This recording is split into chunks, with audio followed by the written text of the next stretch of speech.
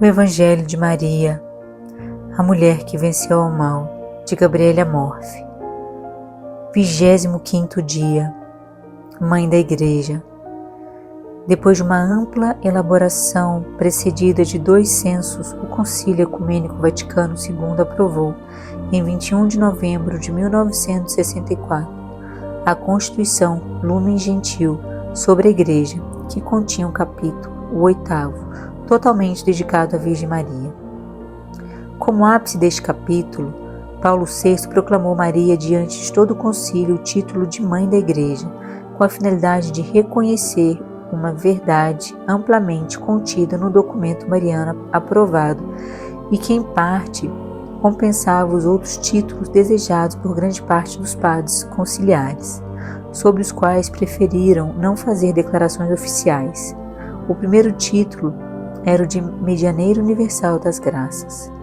Eis as palavras do Papa: proclamamos Maria Santíssima, Mãe da Igreja, isto é, de todo o povo de Deus, tanto dos fiéis como dos pastores que lhe chamam Mãe Amorosíssima. Com efeito, assim como a maternidade divina é o fundamento especial da relação de Cristo, da relação de Maria com Cristo e de sua presença na economia da salvação operada por Jesus Cristo, assim também constitui essa maternidade o fundamento principal das relações de Maria com a Igreja, sendo ela mãe daquele que, desde o primeiro instante de sua encarnação no seu seio virginal, uniu a si como cabeça e seu corpo místico, que é a Igreja. Maria, pois, como mãe de Cristo, também é mãe dos fiéis e dos pastores todos, isto é, da Igreja. É um título cheio de conteúdos, ainda que a proclamação solene fora feita apenas em 1964. Já o encontramos substancialmente envolvido na maternidade de Maria para com todos nós, como é ilustrada pelos padres Irineu, Epifânio, Ambrósio, Agostinho. O Concílio Vaticano II tivera dúvidas em relação a esse título que proclama Maria não apenas como mãe dos indivíduos, mas também da comunidade eclesial. Contudo, já havia incluído no documento mariano a expressão usada por Bento XIV em 1748. A Igreja Católica, ensinada pelo Espírito Santo, consagra-lhe como a Mãe Amantíssima, filial, afeto de piedade. Os motivos de dúvidas eram 2. Antes de tudo, a intenção era ressaltar que Maria também é membro da Igreja e, como tal, está presente em Pentecostes e participa ativamente na comunidade de Jerusalém. É verdade que Maria é membro da Igreja, mas também é verdade que Maria é igualmente tipo e modelo da própria Igreja. Ambas virgens e mães, geram os filhos de Deus por obra do Espírito Santo. Citando Cromácio de Aquileia, Paulo VI dirá: não se pode, portanto, falar de igreja senão quando estiver aí Maria.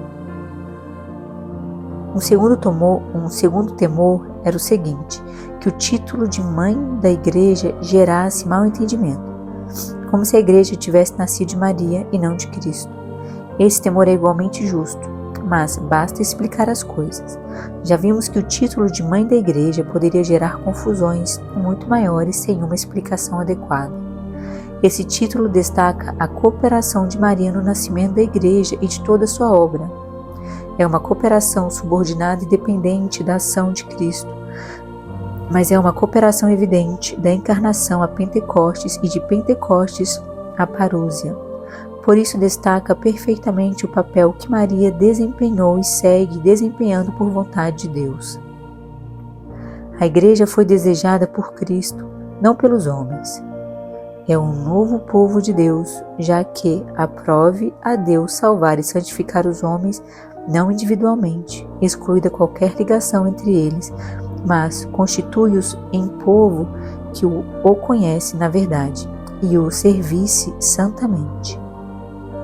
Mesmo que pouco antes se afirme que em todos os tempos e em todas as nações foi agradável a Deus aquele que o teme e obra justamente, afirmação importante, pois é verdade que o caminho real da salvação é indicado pelo Senhor com as palavras: quem crer e for batizado será salvo, mas quem não crer será condenado. Evangelho segundo São Marcos, capítulo 16, Versículo 16. Mas é igualmente verdadeiro que Deus quer a salvação de todos. Jesus morreu por todos. Por isso Deus guarda outros caminhos desconhecidos para nós, para que nos salvemos. É preciso salientar o fato de que a Igreja foi fundada por Cristo, que Ele a desejou para prolongar a sua missão, que a ama e a governa com a sua graça. Ele deu como alma o mesmo Espírito Santo, que Maria, sua mãe, como mãe, a assiste. Todas essas verdades são importantes e devemos tê-las muito presentes, pois hoje, em geral, a Igreja não é amada. Os próprios cristãos a veem como algo exterior a eles. A Igreja são os padres, afirma a mentalidade corrente. Os erros mais nefastos de nossos dias estão relacionados às falsas concepções que se tem sobre a Igreja. Certamente a Igreja reflete de forma analógica o mistério de Cristo, do qual se fala em mistério da Igreja. O mistério de Cristo constitui em ser Deus e homem.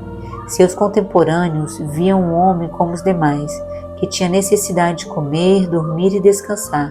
No entanto, aquela aparência humana limitada e frágil encobria a realidade de sua pessoa divina, na qual se uniam as duas naturezas. Era um mistério imenso e difícil, pois cada vez que Jesus agia como Deus, perdoando os pecados ou afirmando, antes que Abraão fosse, eu sou, era imediatamente considerado blasfemo. Na Igreja também há um mistério. É formada por homens frágeis e pecadores como os demais, mas a esses homens foram dados poderes divinos, pregar com a eficácia do Espírito a palavra divina, perdoar ou não os pecados, consagrar a Eucaristia, é o mistério da Igreja, santa e humana.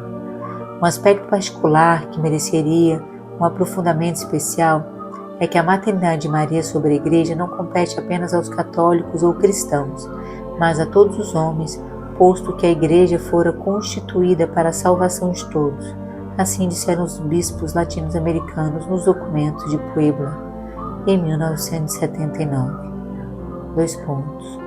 Maria tem um coração grande como o mundo e implora ao Senhor da história em favor de todos os povos.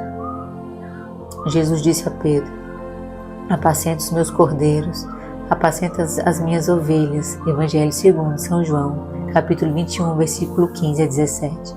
Ou seja, toda a humanidade. Creio que a atração irresistível que o beato João Paulo II exerceu sobre todos os povos foi um sinal dessa universalidade.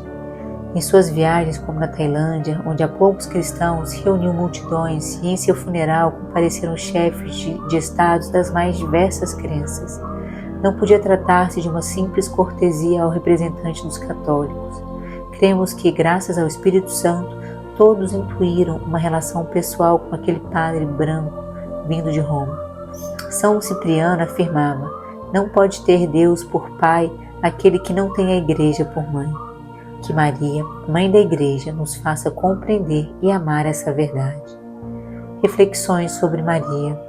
É importante a presença de Maria na Ascensão, em Pentecostes, na primeira vida da Igreja.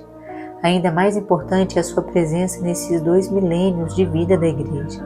O povo de Deus é sensibilíssimo a essa presença, como testemunha o seu culto, seu santuário, sua invocação contínua. Maria conduz a Jesus, Jesus nos deu a Igreja. Se não seguirmos esse itinerário de graça, o cuidado que a Virgem dedica ao povo de Deus será em vão. Reflexão sobre nós. Compreender o mistério de Cristo, Deus e homem, compreender o mistério da Igreja em seus aspectos humanos e divinos. O título de Maria, Mãe da Igreja, nos manifesta seu amor e seu cuidado por essa obra do Filho. A exemplo de Maria, é necessário que saibamos conhecer e amar a Igreja, se quisermos agradar ao Senhor e participar dos frutos da redenção.